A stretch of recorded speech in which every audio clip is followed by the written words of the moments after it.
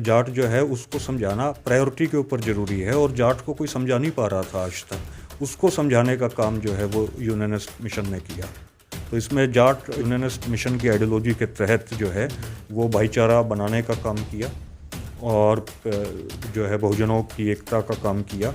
उसके बाद जो है आइडियोलॉजी का ये प्रभाव रहा कि लोग अब समझने लगे हैं, जिसकी वजह से ये लोग मेवात में अभी दंगा करवाना चाह रहे थे, ये दंगा मेवात में नहीं करवा पाए, क्योंकि जाटों ने जो है ये कहा कि भाई हम कैसे हिंदू हैं, आप लोग हमें हिंदू तो नहीं मानते, आप लोग तो केवल हमारा इस्तेमाल करते हो, और जहाँ हकूक़ और अधिकारों की बात आती है, जहाँ जाट रिजर्वेशन देने की बात आती है, वहाँ आप हम लोगों पर मतलब गोलियाँ चलाते हो, तो वहाँ हमें जेल में डालते हो। तो जाटों के अंदर भी अब काफ़ी प्रभाव अब पड़ा है। ये पहले समझ नहीं थी, पहले वो भी ये मानते थे जाट एक रिग्रेसिव फोर्स है, एक प्रतिक्रांति के संवाहक हैं जाट। इस वक्त रोहतक में हूँ। रोहतक में मेरे साथ में मनोज जी है, और मनोज जी यूनियनिस्ट संगठन के संस्थापक है।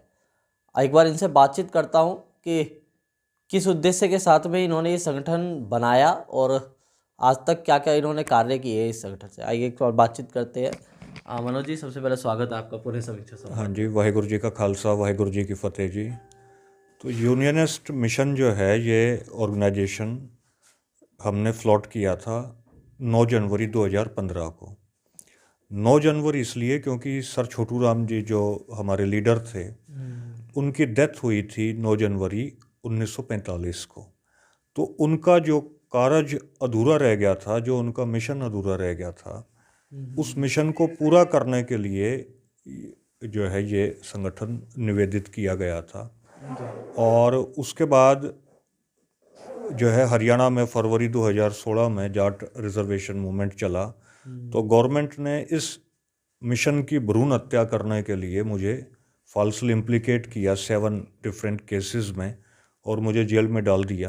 तो जेल से आने के बाद भी हमने जो है इसी यूनियनिस्ट आइडियोलॉजी के प्रचार प्रसार के लिए दोबारा से काम करना शुरू किया। तो यूनियनिस्ट जो आइडियोलॉजी थी ये थी 1923 में मियाँ सर फजल हुसैन साहब और सर छोटू राम जी। सर छोटू राम जी रोहतक से थे, मियाँ सर फजल हुसैन साहब बटाला से थे, पंजाब से, और सियालकोट में वो प्रैक्टिस करते थे। और इंग्लैंड से उन्होंने अपनी बैरिस्ट्री की पढ़ाई की थी, माने वकालत की पढ़ाई की थी। फादर उनके कमिश्नर हुआ करते थे ब्रिटिश टाइम में। तो मियाँ सर फजल हुसैन बैरिस्टर साहब और सर छोटू राम जी ने ये ऑर्गेनाइजेशन, ये पॉलिटिकल पार्टी बनाई थी। 1923 से लेकर 1947 तक एक छत्तर इस पार्टी ने यूनाइटेड पंजाब पर हुकूमत की।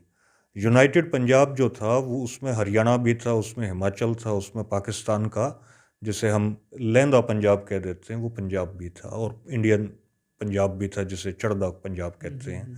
तो पंजाब जो था वो पूरे इंडियन सब कॉन्टिनेंट का सबसे बड़ा सूबा था। तो इस पंजाब के ऊपर रूल करना, इस पंजाब की सेवा करना राजनीति के माध्यम से, ये 1923 से लेकर 1947 तक यूनियनिस्ट पार्टी ने इस पंजाब की सेवा की। और इस यूनियनिस्ट पार्टी को तोड़ने के लिए, नेशनल पंजाब यूनियनिस्ट पार्टी को ख़त्म करने के लिए जो सांप्रदायिक शक्तियाँ थी, उन्होंने 1947 में पंजाब को तोड़ दिया, जिससे भारत का बंटवारा भी कहा जाता है। वो वस्तुतः है, मूलतः है, वो यूनियनिस्ट पार्टी की जड़ों में मट्ठा डालने का काम इस देश में फंडामेंटलिस्ट फोर्सेस ने किया, चाहे वो मुस्लिम लीग रही हो, चाहे वो कांग्रेस रही हो। तो ये आइडियोलॉजी चूँकि ख़त्म हो गई थी 47 के बाद, न तो इंडिया में इसका कोई नाम लेवा था, न पाकिस्तान में इसका नाम लेवा था, क्योंकि कांग्रेस ने इंडिया में इस आइडियोलॉजी को ख़त्म कर दिया और पाकिस्तान में मुस्लिम लीग ने इस आइडियोलॉजी को ख़त्म कर दिया। हालांकि ये विचारधारा जो थी ये हमारे ब्लड में थी, जिसकी वजह से इतने लंबे समय तक यूनियनिस्ट पार्टी ने पंजाब पर रूल किया। तो इस आइडियोलॉजी को दोबारा से खड़ा करने के लिए, क्योंकि ये हमारी होंद से निकली हुई विचारधारा थी, हमारी होंद से निकली हुई ये पॉलिटिकल पार्टी थी, तो इसकी विचारधारा को दोबारा से पुनर्जीवित करने के लिए, जीवित करने के लिए ये ऑर्गेनाइजेशन हमने फ्लॉट किया था, बनाया था 2015 में जी। तो अब तक आपने क्या किस किस तरह के इस संगठन के माध्यम से कार्य किए हैं? देखिए, अभी तक जो है बहुत इस विचारधारा के माध्यम से जो है काफ़ी सामाजिक भाईचारा तैयार हुआ। जैसे किसी को पता ही नहीं था कि सर छोटू राम जो थे, उन्होंने साइमन कमीशन का वेलकम किया था। डॉक्टर अंबेडकर साहब ने साइमन कमीशन का वेलकम किया था और सर छोटू राम जी ने साइमन कमीशन का वेलकम किया था। तो इस बात को भी हमने उजागर किया।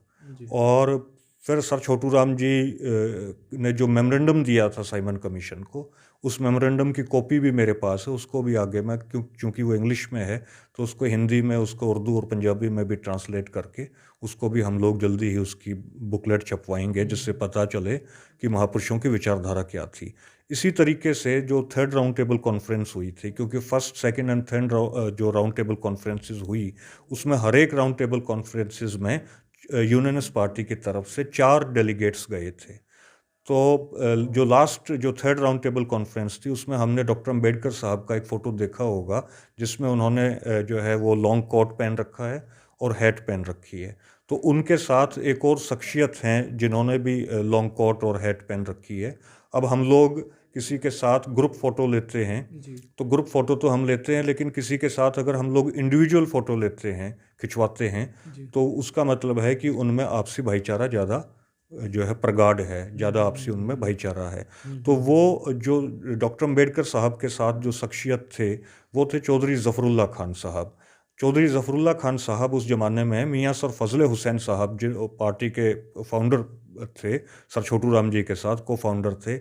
उनके बाद वो वायसराय की काउंसिल में गए थे, जब मियाँ सर फजल हुसैन साहब रिटायर हो गए। तो उनकी जगह फिर चौधरी ज़फ़रुल्लाह खान साहब वायसराय की काउंसिल में गए। उस ज़माने में वायसराय की काउंसिल ऐसी ही होती थी जैसे आज कैबिनेट मिनिस्ट्री है। केवल 8 आदमी होते थे उसमें वायसराय की काउंसिल में, जिसमें कई तो एंग्लो इंडियंस भी हो जाया करते, कुछ अंग्रेज हो जाया करते। मुस्लिम तो केवल एक ही होता था। तो उसमें मियाँ सर फजल हुसैन साहब गए, फिर चौधरी ज़फ़रुल्लाह खान साहब गए।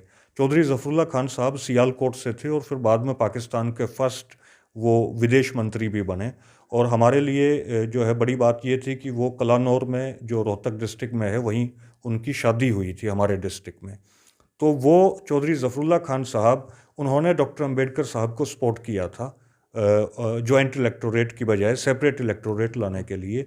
और यूनियनिस्ट पार्टी के 4 डेलीगेट्स ने और सर आगा खान ने भी जो है वहाँ सेपरेट इलेक्टोरेट के लिए डॉक्टर अंबेडकर साहब को सपोर्ट किया था। तो ये जो हिस्ट्री है, इस हिस्ट्री को हम लोग नहीं जानते। हम लोग किसी से पूछें कि डॉक्टर साहब के साथ जो शख्सियत खड़ी हैं, जो खड़े हैं, वो कौन हैं, तो शायद हमें बहुजन मूवमेंट के साथी भी ना बता पाएँ। तो ये इतिहास जो ज़मींदोज़ इतिहास है, इस इतिहास को उजागर करना बहुत ज़्यादा ज़रूरी है। तो हमने अपने इस ऑर्गेनाइजेशन के माध्यम से, यूनियनिस्ट मिशन के माध्यम से, इतिहास के वो चीज़ें उजागर की, वो पल उजागर किए जिन्हें लोग भूल चुके थे। और इतिहास को उजागर करना ज़रूरी है, क्योंकि हमारे पुरखों ने जो है वो इकट्ठे मिलकर लड़ाइयाँ लड़ी हैं। सर छोटू राम जी और डॉक्टर अंबेडकर साहब का, मियाँ सर फजल हुसैन साहब का, बाबू मंगूराम मग्गोवालिया जी का भी हमने नाम सुना होगा। वो भी 1946 का इलेक्शन उन्होंने जालंधर सीट से यूनियनिस्ट पार्टी की टिकट से लड़ा था और उनके काफ़ी मेंबर्स भी जीत कर आए थे। और सर सिकंदर हयात खान, जो पंजाब के प्रीमियर थे, या जिसे पंजाब का प्रधानमंत्री कहा जाता था, आजकल हम लोग चीफ मिनिस्टर कह देते हैं क्योंकि प्रोविंशियल ऑटोनॉमी नहीं है। उस ज़माने में 1935 का जो गवर्नमेंट ऑफ इंडिया एक्ट आया था, उसके माध्यम से पूरे मुल्क में प्रोविंशियल ऑटोनॉमी, माने जो स्टेट्स थे उनको ज़्यादा हक अधिकार गवर्नमेंट ने दिए थे, वो लागू हो गई थी, जिसकी वजह से जो है वहाँ जो होता था उसका, उसे प्रीमियर कहते थे या प्रधानमंत्री कहते थे। तो सर सिकंदर हयात खान साहब और बाबू मंगूराम मग्गोवालिया जी वो इकट्ठे कैंपेन करते थे। और 1931 का जो सेंसस हुआ था, उसमें यूनियनिस्ट पार्टी के सहयोग से जो है बाबू मंगूराम मग्गोवालिया जी ने ये कहा था कि हम अपना धर्म आदि धर्म लिखवाएंगे। हम लोग अपना धर्म हिंदू धर्म नहीं लिखवाएंगे, हम आदि धर्म लिखवाएंगे, जो शेड्यूल्ड कास्ट है। और आप देखेंगे कि सेंसस इस बात का गवाह है 1931 का, कि पंजाब में करीबन 4.5 लाख आदि धर्मी थे उस ज़माने में, जिन्होंने अपना धर्म जो है हिंदू धर्म की बजाय आदि धर्म रजिस्टर्ड करवाया था। तो ये सारा यूनियनिस्ट पार्टी जो थी वो बाबू मंगूराम मग्गोवालिया जी के साथ खड़ी थी। और बाबू मंगूराम मग्गोवालिया जी की और सर सिकंदर हयात खान की और सर छोटू राम जी की एक सोच थी। तो पंजाब में जो है सदैव ही हमने जो है बहुजन मूवमेंट का साथ दिया।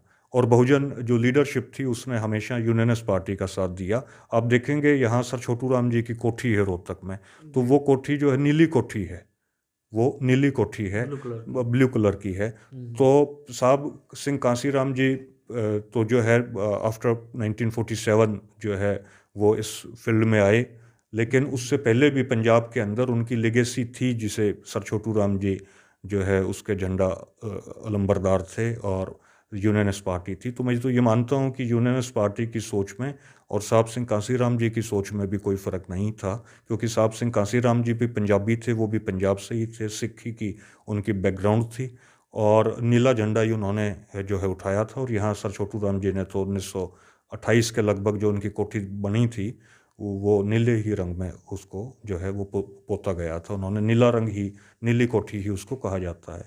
तो हमने इस यूनियनिस्ट मिशन की आइडियोलॉजी के तहत जो है वो भाईचारा बनाने का काम किया और जो है बहुजनों की एकता का काम किया। उसके बाद जो है मुझे इन्होंने जेल में डाल दिया, लेकिन ये विचारधारा आज इतनी फैल चुकी है कि आप देखेंगे कि जो इन्होंने कोशिश की कि मेवात में दंगा किया जाए, अदरवाइज़ तो जाट जो है वो हमेशा बहक जाते थे। सर छोटू राम जी को भूल गए और हम लोग फिर बहक गए। 1947 में जाट जो है वो दंगों में इन्वॉल्व हुआ, जबकि सर छोटू राम जी तो हमेशा ही इस बात के हक में थे कि दंगा ना हो। उनका जो जन्मदिन है वो भी बसंत पंचमी को मनाया जाता है सांप्रदायिक सौहार्द दिवस के रूप में, और पंजाब में मनाया भी जाता था उस ज़माने में। अदरवाइज़ तो 24 नवंबर 1881 को वो पैदा हुए, लेकिन उनका जन्मदिन बसंत पंचमी को मनाया जाता है सांप्रदायिक सौहार्द के दिवस के तौर पर। तो सर छोटू राम जी ने तो हमेशा सांप्रदायिक सौहार्द का और जो है हमेशा भाईचारे की बात को बुलंद किया, और वो दंगे भी उनके ज़माने में उन्होंने कम होने दिए जब यूनियनिस्ट पार्टी थी। लेकिन 1947 में हमारी जो कौम थी, जाट कम्युनिटी, वो भूल गई कि सर छोटू राम जी की असल देशना क्या थी, उनकी असल विचारधारा क्या थी, जिसकी वजह से 47 में हम लोग भी दंगों में इन्वॉल्व हो गए। फिर 1984 में सिखों के खिलाफ दंगा हुआ, उसमें भी जाटों के लड़के कुछ इन्वॉल्व हुए। फिर 2013 में मुजफ्फरनगर में भी दंगा हुआ, जिसे जाट मुस्लिम दंगा कहा जाता है, उसमें भी इन्वॉल्व हुए। लेकिन ये अब यूनियनिस्ट आइडियोलॉजी का ये प्रभाव रहा कि लोग अब समझने लगे हैं, जिसकी वजह से ये लोग मेवात में अभी दंगा करवाना चाह रहे थे, ये दंगा मेवात में नहीं करवा पाए, क्योंकि जाटों ने जो है ये कहा कि भाई हम कैसे हिंदू हैं, आप लोग हमें हिंदू तो नहीं मानते, आप लोग तो केवल हमारा इस्तेमाल करते हो, और जहाँ हकूक़ और अधिकारों की बात आती है, जहाँ जाट रिजर्वेशन देने की बात आती है, वहाँ हम लोगों पर मतलब गोलियाँ चलाते हो, तो वहाँ हमें जेल में डालते हो। तो जाटों के अंदर भी अब काफ़ी प्रभाव अब पड़ा है। और सबसे बड़ी बात यह है कि यूनियनिस्ट मिशन के माध्यम से अब जो बहुजन मूवमेंट के लोग थे, उनको भी ये समझ में आया है कि जाट भी एक सामाजिक फोर्स है। अदरवाइज़ ये पहली समझ नहीं थी। पहले वो भी ये मानते थे जाट एक रिग्रेसिव फोर्स है, एक प्रतिक्रांति के संवाहक हैं जाट। लेकिन अब बहुजन मूवमेंट के लोगों को भी ये समझ में आया है कि जाट जो है वो भी आपके मिशन मूवमेंट के सगे हैं, और इन्होंने भी हमेशा ही जो है वो मनुवाद के खिलाफ और ब्राह्मणवाद के खिलाफ लड़ाइयाँ लड़ी हैं। जी, लास्ट में मेरा सवाल था कि यूनियनिस्ट जो संगठन है इसको केवल जाट समुदाय के ही लोग इसको पूरे संचालित करते हैं? नहीं, इसको जाट समुदाय के नहीं संचालित करते, अदरवाइज़ तो मियाँ सर फजल हुसैन साहब तो जाट नहीं थे, बाबू मग्गू राम मग्गोवालिया जी तो जाट नहीं थे। नहीं, हम वही संगठन है जी, वही हमारी लेगेसी है। तो इसमें तो सरो समाज के लोग हैं, और लेकिन इतना ज़रूर है कि जाट जो है वो उसको समझाना ज़रूरी है। जाट जो है उसको समझाना प्रायोरिटी के ऊपर ज़रूरी है, और जाट को कोई समझा नहीं पा रहा था आज तक। उसको समझाने का काम जो है वो यूनियनिस्ट मिशन ने किया। तो इसमें जाट जो है वो बड़े पैमाने पर है, क्योंकि उनकी समझदारी डेवलप हुई है, लेकिन इसमें है सारा समाज। जी।